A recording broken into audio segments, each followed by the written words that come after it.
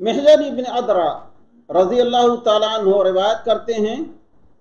حدیث ہے ابو داؤد، نسائی، ابن سعید بن خزیمہ اور مسند احمد کی، رسول اللہ صلی اللہ علیہ وسلم مسجد میں داخل ہوئے۔ دخل رسول اللہ صلی اللہ علیہ وسلم المسجد فإذا برجل قد قضى صلاته وهو يتشهد وهو يقول اللهم إني أسألك يا الأحد الصمد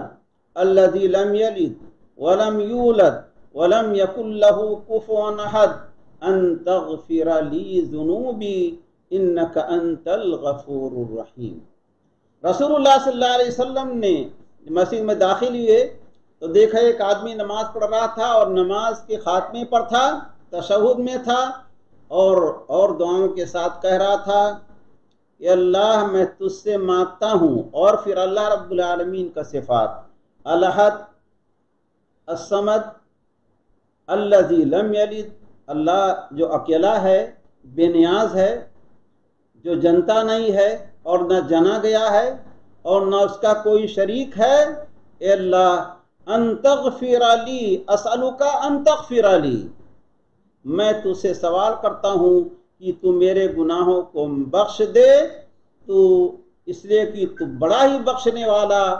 اور بڑا رحم کرنے والا ہے۔ الغفور رحیم مبالغہ کا صیغہ ہے۔ رسول اللہ صلی اللہ علیہ وسلم نے سنا تو فرمایا قد غفر لہ، قد غفر لہ، قد غفر لہ،